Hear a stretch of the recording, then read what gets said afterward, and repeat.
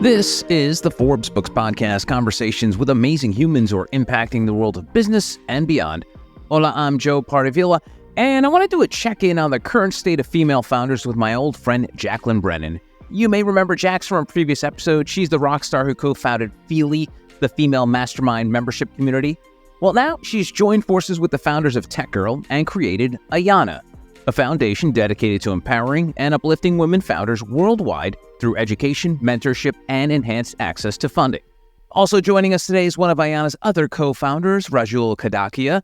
Rajul is a serial entrepreneur, investor, and philanthropist dedicated to promoting gender equality and empowering diverse founders.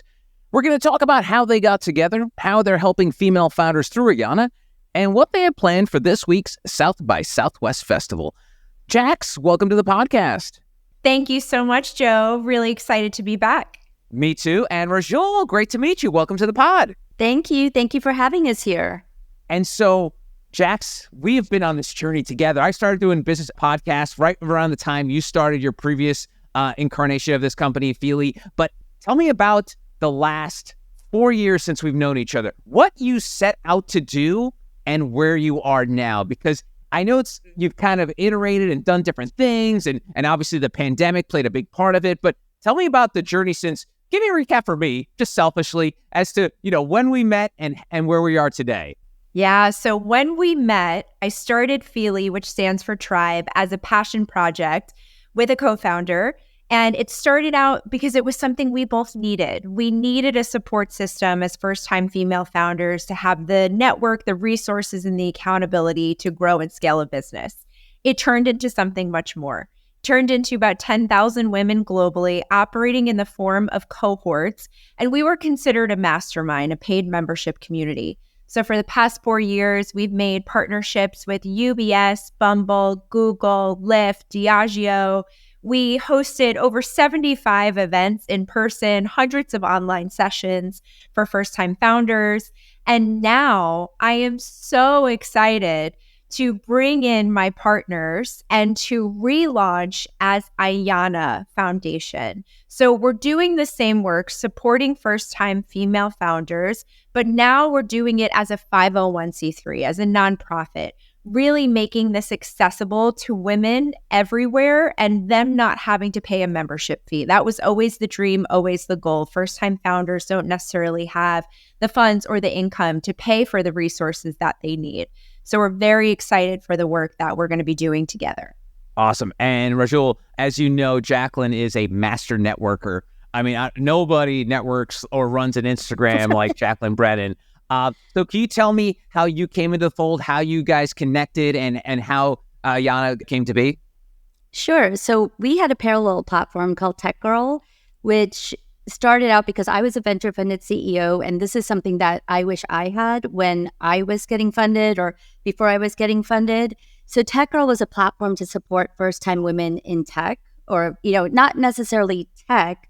It could be non-technical founders, but anyone who had a tech platform.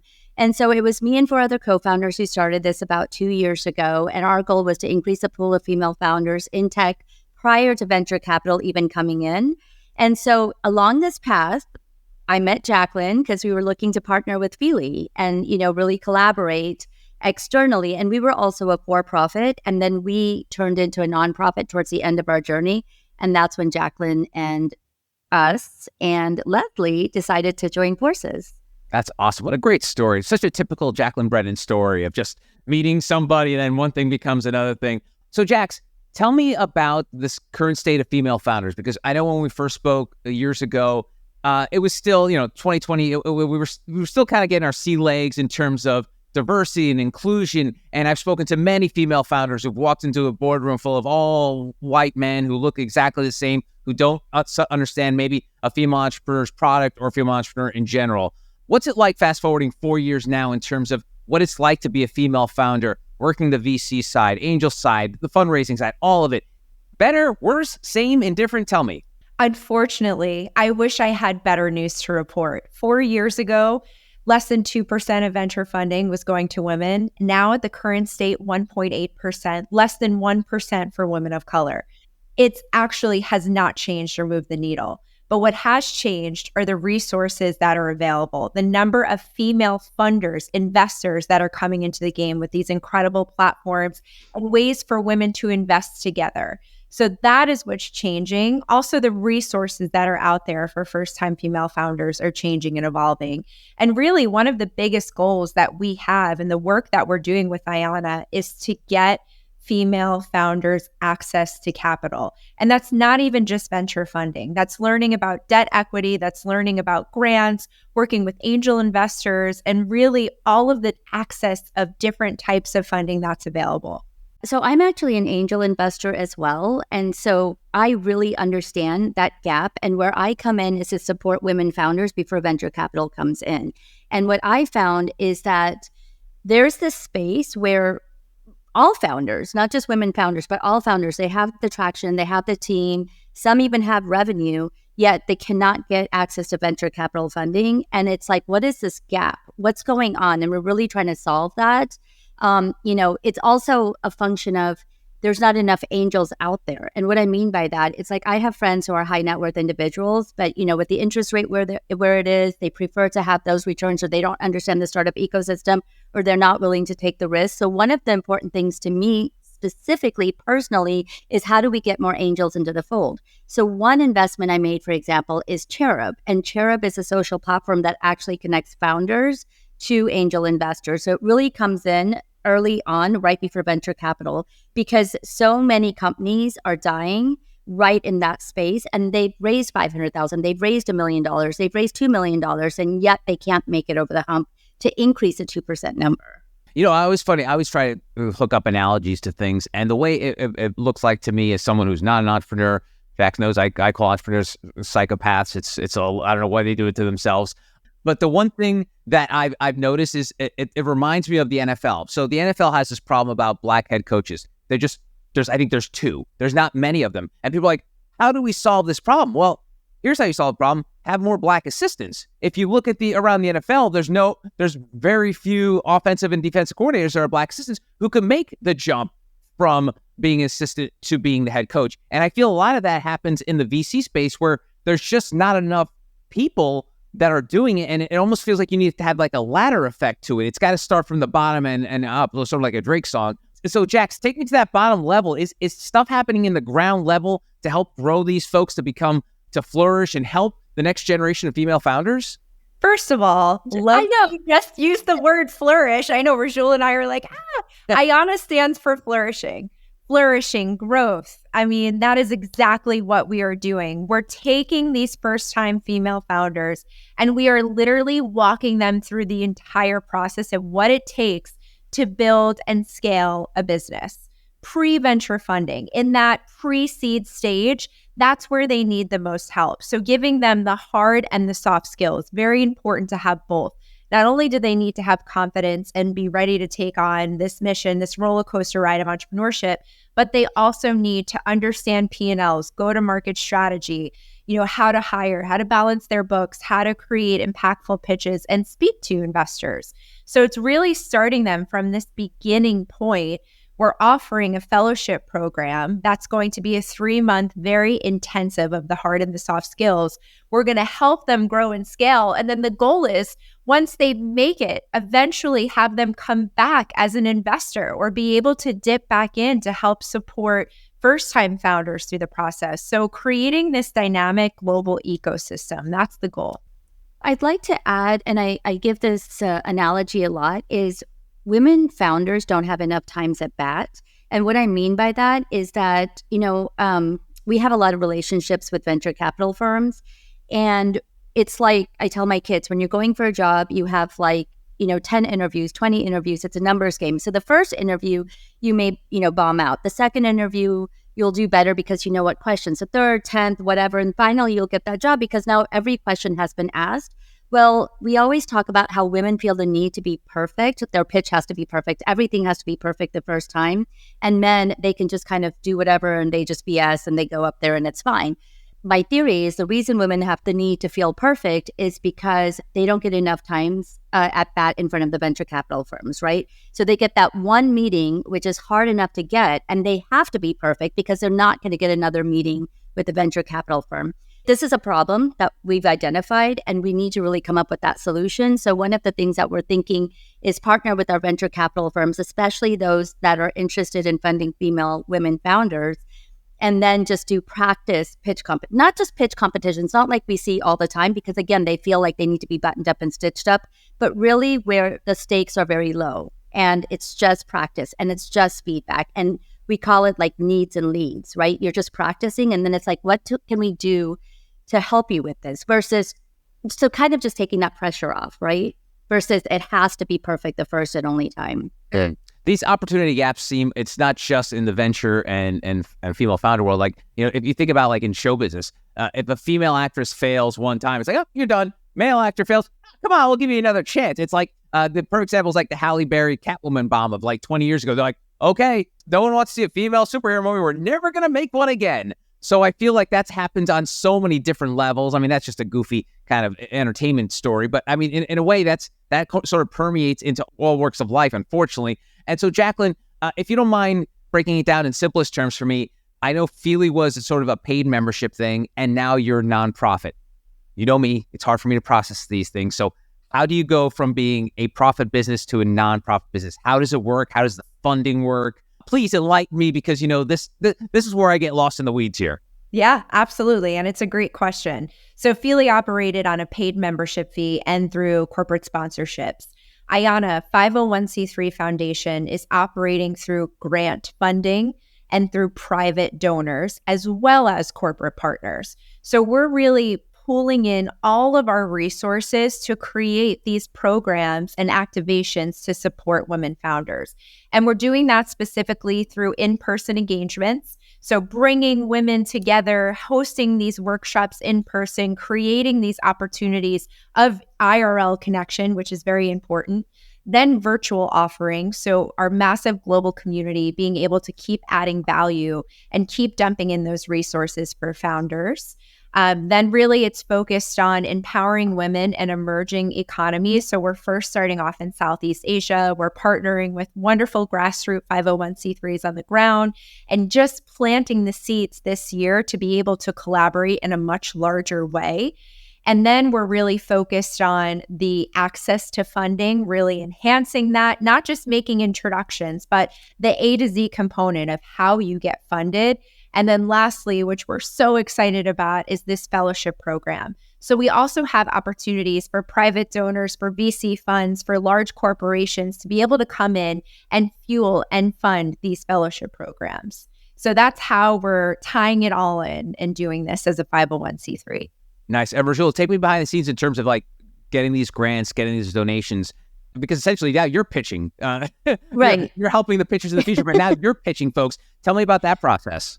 Right, exactly. Well, what we found is that there's a lot of money waiting. It's out there. It's like at the county level, state level, from a nonprofit perspective to support entrepreneurship, support women founders, support underestimated founders. All of that money is there, but the red tape, all of that stuff is really difficult to get past for individual founders. So we were thinking as an entity, if we can tap into it, so we have a grant writer, the grant writer has access to all of this stuff. And if we can tap into it as an entity, we can take that money and we can get it straight into the hands of founders versus one founder trying to go get it at the county level, state level, institution level, whatever it is. So that's one thing by pooling these resources.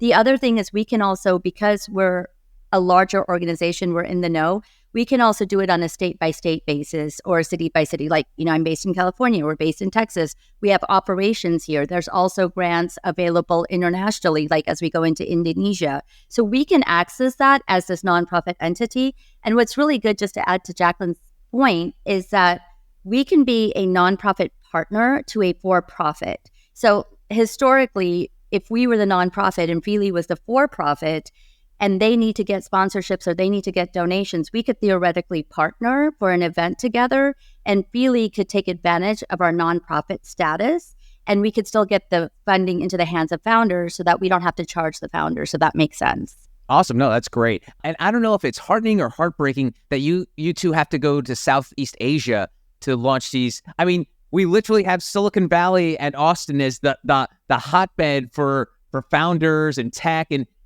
tell me about that, Jax. Like, I mean, I like I said, it's good and also bad that you have to do that when you right in our backyard we have all this fortune and glory at our fingertips. And, you're absolutely right. I mean, US is our first and foremost focus. So I want to start by saying that with a caveat. We're going to Southeast Asia because we are all extremely passionate about it. Plus, we have really deep ties and connections. And I'll let Rajul speak a little bit more about what we're going to be doing in Southeast Asia because she's actually going in a few weeks. So we're super excited about it. Yeah. We all decided, so Tech Girl was very local and it was only tech. So one of the things as we came together to collaborate on Ayana was we all had this shared passion of going global and talking to founders worldwide. So it's not that we have to go to Southeast Asia. It's more that we want to, and we want to go and understand what's happening in those countries. So for example, I'm going to India in 3 weeks or something like that. And the startup ecosystem is booming there. And it's really exciting. But the issue is that they're 20 years behind. And can you imagine? Because we're already behind. We're at 2% funding numbers or less than 2% funding numbers. But they're technically 20 years behind if you think about it from a cultural perspective for women founders. But yet there's so much going on from the startup ecosystem over there. They have like the Y Combinator in Bombay. They have all of this stuff going on. So we actually want to be a part of those conversations and understand what's going on, and then bridge those founders with the founders over here so that they can actually learn from each other and make it more global in nature versus it being so siloed. And just to add to the Silicon Valley thing, we're going to leverage our networks. Like Austin is very hot, Silicon Valley is very hot, New York is very hot. We have deep networks over there, and we want to actually take those networks and then benefit women globally and kind of match those resources. And also not just women globally, but also in underserved areas over here. Like, for example, Santa Fe is starting to bring entrepreneurship to them.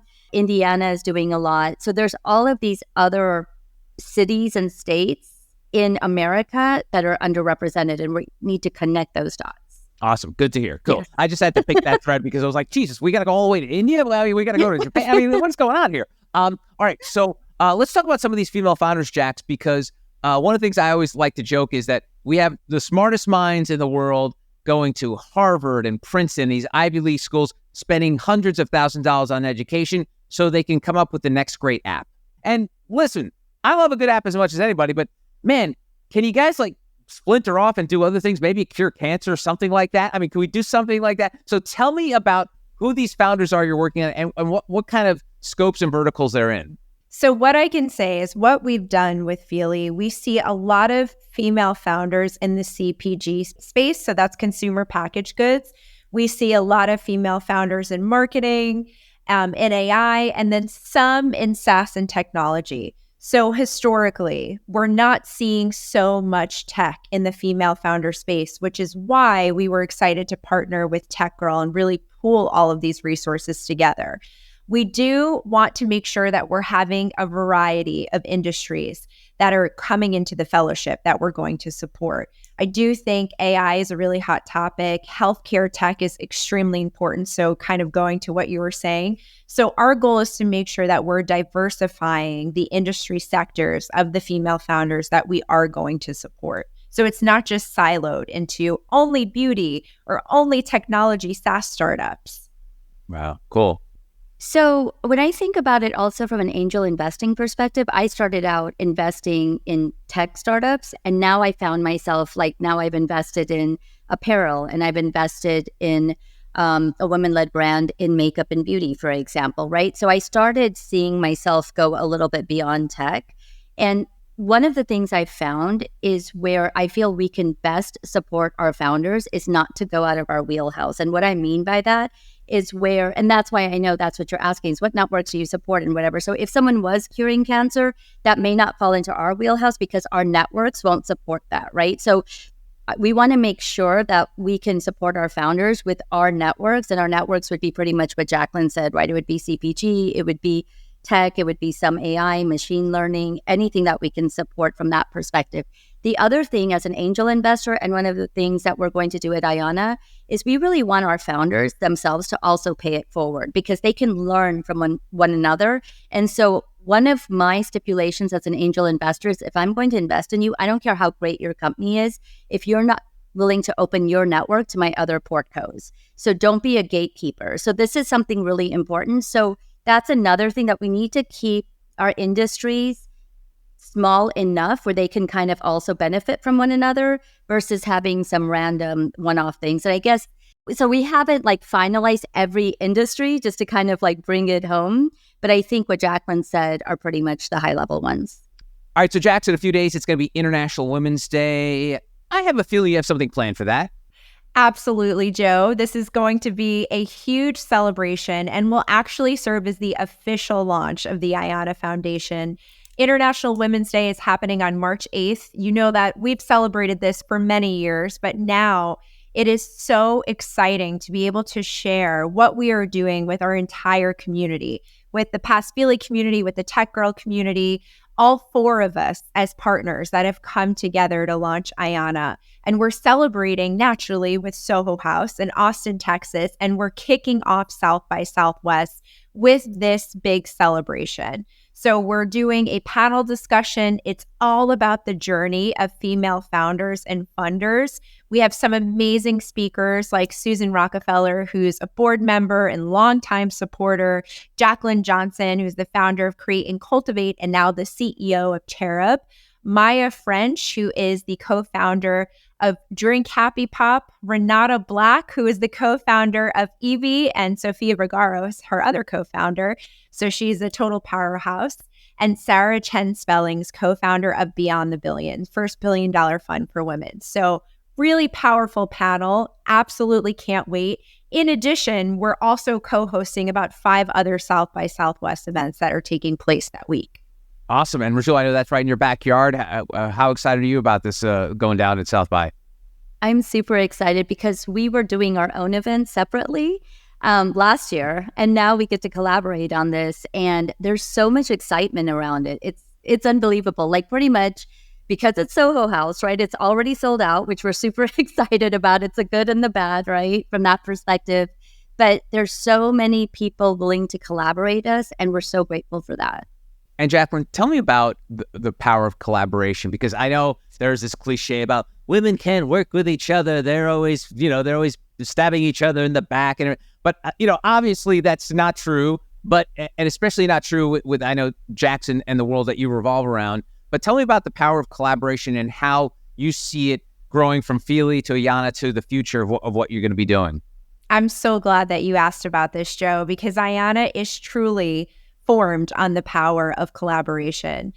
There's an amazing woman I now call my co-founder, Leslie Robinson, who was the founder and managing director of the Kendra Scott Women's Leadership Institute here in Austin, Texas. And she actually introduced Rajul and I. And she was the driving connector of how I met Rajul, how we formed our friendship, and how we started talking about working together. So Rajul, Leslie, and Lynn Fernando, who was Rajul's co-founder with Tech Girl. That is the true power of collaboration. We each have our own expertise. We each bring something very special to the table. And together, I feel like we are an unstoppable force. And co-founderships can sometimes be difficult, as I've learned in the past. But what I've learned moving forward is really focusing in on the core values of the individual. If your core values are aligned, if your driving force and your future self perspective and legacy of what you're doing also aligns, then it is a partnership made in heaven. And just as we're thinking about Ayana, we're looking at no other organization or community as a competition. We're always thinking, how do we collaborate? How do we work together to support one another? And South by Southwest is a testament of that. We're co-hosting and supporting 5 other events with other organizations and foundations that are supporting women entrepreneurs. And that just shows that there is enough room for everybody to take a seat at this table. And we're literally not even sitting at a table anymore. Like we're sitting in a stadium all together.